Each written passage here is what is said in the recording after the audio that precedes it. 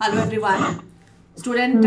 आज मैं अपने स्टूडियो में मैंने बुलाया है आशा को, आशा सोलंकी, जिन्होंने एमपी सेट को क्लियर किया है। वेलकम आशा। और नमस्ते मैम। नमस्ते। जो स्टूडेंट क्वालिफाई करते हैं, आप उनसे ज़्यादा कनेक्टेड फील करते हो, आप लोग जानना चाहते हैं कि उन्होंने तैयारी किस प्रकार से की। तो आज मैं अपने स्टूडियो में इनसे आप इंटरव्यू इनका ले रही हूँ और ये आपको बताएंगी। सबसे पहले तो आशा, आप अपने विषय में बताइए। मैम, मेरा नाम आशा सोलंकी, मध्य प्रदेश धार डिस्ट्रिक्ट से हूँ मैं। और अभी मैं एक कार्यरत वर्ग एक टीचर हूँ रायसेन जिले के बेगमगंज तहसील में। और उसके पहले मैं प्राइमरी टीचर थी। प्राइमरी टीचर से वर्ग एक ज्वाइन किया और अभी भी लगी हुई हूँ कंटिन्यू। मैम, तो ऐसा है कि मैम, जैसे आपका जब से कोर्स लिया है, हम मुझे यूजीसी नेट की तैयारी करना थी मैम। पर कोई से ऐसे टीचर नहीं थे कि जो हिंदी मीडियम में हमें कोई अच्छी से गाइड कर सके और तैयारी कर सके। तो इसी दौरान हम मेरे मन में ये आया था कि क्यों ना मैं सब्जेक्ट ही चेंज कर लूं, क्योंकि टीचर मिल नहीं रही है। और इकोनॉमिक्स इतनी, मतलब वर्ग एक तक तो मुझे अच्छा लगा था। लेकिन जब मैं यूजीसी नेट का सिलेबस देखती हूँ तो मुझे ऐसा लगता है कि नहीं, वाकई में इकोनॉमी बहुत कठिन है।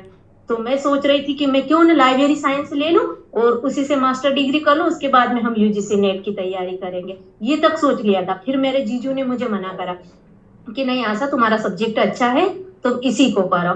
फिर एक रोज मैम, आपकी वीडियो तो मैंने यूट्यूब पे देखे ही थे, मतलब ऑलमोस्ट कई सारे वीडियो पहले से देखी हूँ। पर उसमें मैम यूट्यूब पे मुझे आपका जो लैंग्वेज यूज करने का जो टर्म्स लगा, मुझे इंग्लिश मीडियम ज्यादा लगा। तो मैंने सोचा कि इंग्लिश अपन हिंदी मीडियम से है, तो कई बार आपका ऐप भी डाउनलोड किया, फिर उसको डिलीट कर दिया, अनइंस्टॉल किया, इंस्टॉल किया, ऐसे ही चलता रहा।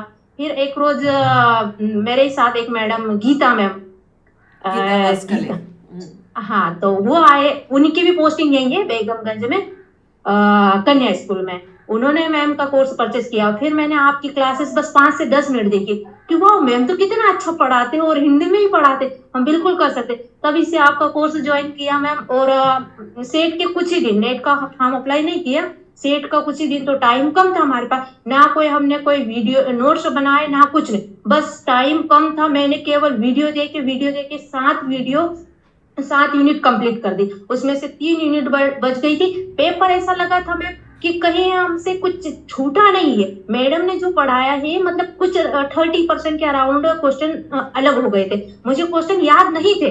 मैं मानती हूँ कि मुझे 17 से 19 दिन हुए थे मैम, सेट से पहले मैंने जब कोर्स लिया था, मुझे क्वेश्चन याद नहीं थे और क्वेश्चन बन पा रहे थे। मैडम की सारी बातें याद आ रही थी हमें कि क्वेश्चन को किस तरह से, ऑप्शन को हटाया जाए और क्वेश्चन कैसे सोल्व किया जाए। जैसे मुद्रास्फीति, जैसे डॉलर मार्केट में मनी सप्लाई ज्यादा होगा तो आरबीआई क्या करेगी, ये सारी बातें हमें बहुत अच्छे से याद आ रही थी मैम। और आपसे पढ़कर बहुत मैं अच्छा लगा। बहुत ही ध्यान से आपको सुन रही हूँ, क्योंकि आपकी ना दो तीन चीज़ें मुझे बड़ी रिमार्केबल लगी। आज के टाइम में ना, मैं बहुत सारे स्टूडेंट मेरे पास कॉल करते हैं कि मैम हमने इकोनॉमिक्स लेके गलती तो नहीं कर दी, हमें क्या इस टॉपिक को, इस सब्जेक्ट को चेंज करना चाहिए। तो आपके ये माध्यम से मैं बताना चाहूँगी कि देखो, उस सब्जेक्ट में अगर आप लग जाओ, उस सब्जेक्ट को ये अगर आप अच्छे से करो तो कोई मुश्किल नहीं है। यस ये मैम। सिर्फ आप ही नहीं, बहुत मेरे पास पर कॉल मैम, आते हैं। मैम एक बात ये है ना कि उसे पढ़ाने वाले टीचर तो मिले सही ना, तभी वो सब्जेक्ट इजी होगा। ये तो है। और बाकी एक गाइडेंस तो ज़रूरी चाहिए होता है, इकोनॉमिक्स में गाइडेंस चाहिए होता है। हाँ मैम, अगर हम नहीं पढ़ेंगे तो हमें वो फर्स्ट के सवाल भी, जो जोड़ घटाव भी है, वही भी कठिन लगेंगे जब टीचर हमें नहीं मिलेगा पढ़ाने वाला तो। बहुत ही ऑनेस्टली आप चीज़ों को बता रहे हो, और बहुत ही मतलब आपके वीडियो को मैं चाहूँगी कि सारे स्टूडेंट के पास पहुँचे।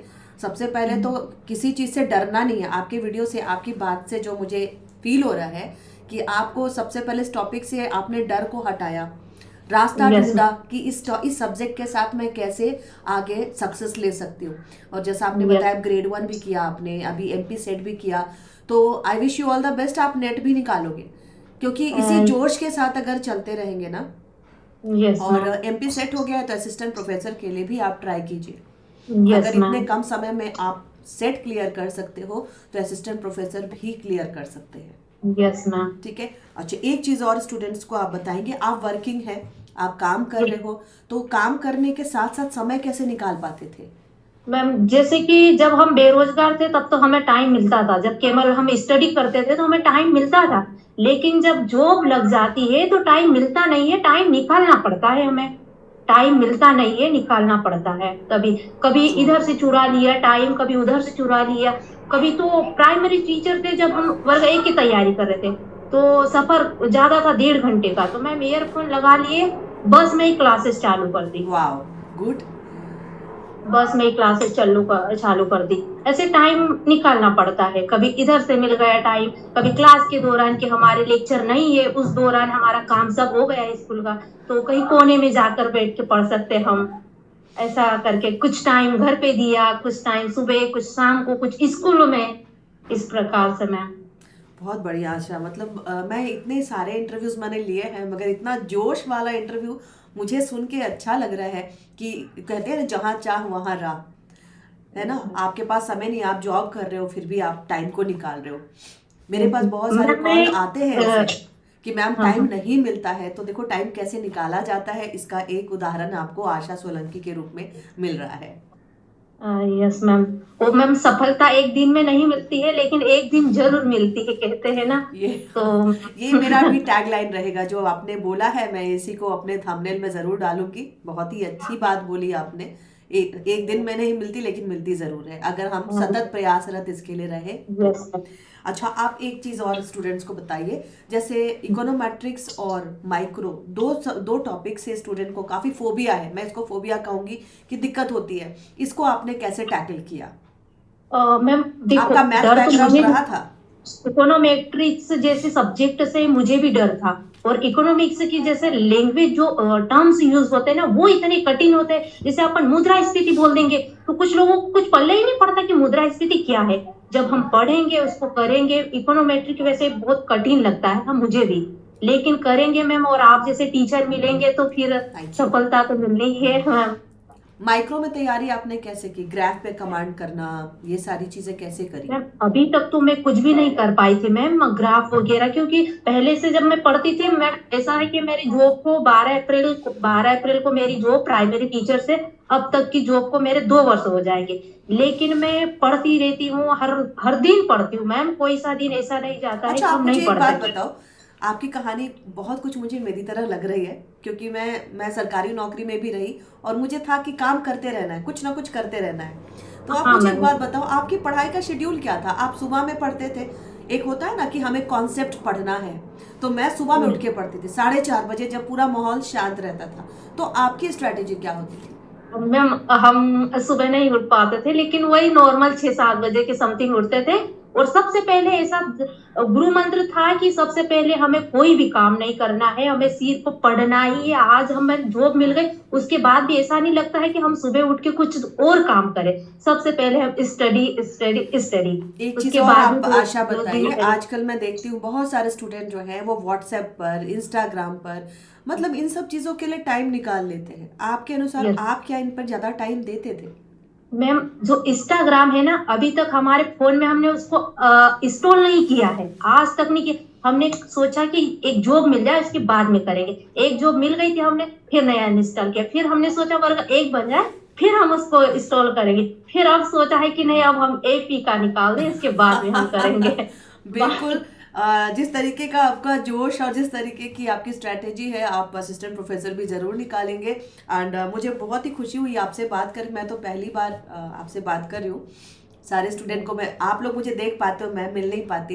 एंड जिनका यस भी सिलेक्शन होता है तभी मैं उनसे मिल पाती हूँ। और मैंने बोला है कि मैं तभी इंटरव्यू लूंगी जब आप कहीं ना कहीं सेलेक्ट हो जाएंगे, सो दैट आने वाले जो कैंडिडेट्स हैं वो आपके इंटरव्यू से काफ़ी मोटिवेट हो। तो आने वाले स्टूडेंट्स जो इसकी तैयारी कर रहे हैं उनको आप क्या मैसेज देना चाहेंगी?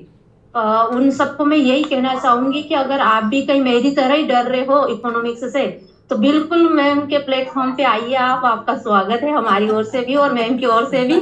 आप बिल्कुल, आपको सफलता मिलेगी ही मिलेगी। हम ये मैम से ज्यादा हम कह सकते हैं कि सफलता आपको बिल्कुल 100% मिलेगी आपको। मध्य बस यही प्रदेश, कहना है। मैं आपको बताऊं, मैं छोटी सी अपनी बात भी आपको बताना चाहूंगी। मैं भी शुरू से मैं तो सरकारी नौकरी से मैंने शुरू किया था, फिर मैं टीचिंग पर आई। मैं जितना मध्य प्रदेश से मुझे अप्रोच मिला है और जितनी सक्सेस मध्य प्रदेश से मुझे मिल रही है, तो दिस इज़ कमेंडेबल। और मध्य प्रदेश में हर बार मैं देखती हूँ 1 साल में नई नई जॉब अपॉर्चुनिटीज़ आती रहती हैं। तो इसी यस मैम। तरीके से हर स्टेट में करना चाहिए। मध्य प्रदेश यस में मैं मैम। देखती हूँ एक बैच आता है, फिर नया अपॉर्चुनिटी आ जाता है। तो आप लोग बहुत ही अच्छा कर रहे हो, और मैं इस वीडियो के माध्यम से सभी को बोलना चाहूँगी, भाई अपने अपने स्टेट में भी जो प्रशासन है उसको जगाओ कि जिस तरीके से 1 साल में नौकरियों की अपॉर्चुनिटी आनी चाहिए ताकि सभी को रोजगार मिलता रहे। तो मध्य प्रदेश इस मामले में, मैं तो पूरे भारत के स्टूडेंट्स को पढ़ाती हूँ, लेकिन जितना ज़्यादा नौकरी की अपॉर्चुनिटीज़ आपके यहाँ आ रही है, जितना मैं देख रही हूँ, वो बहुत ही बढ़िया है। और ख़ासकर जो लेडीज़ हैं, जो भी गर्ल्स हैं, वो बहुत अच्छे से इसमें लगी हुई हैं, और आप लोग अच्छा करें। And I wish you all the best. आप असिस्टेंट प्रोफेसर के लिए भी बढ़िया कीजिएगा। थैंक यू सो मच मेरे स्टूडियो में आने के लिए, Asha. Bye thank you ma'am, आपका बहुत बहुत फिर से धन्यवाद। Bye. Thank you so much.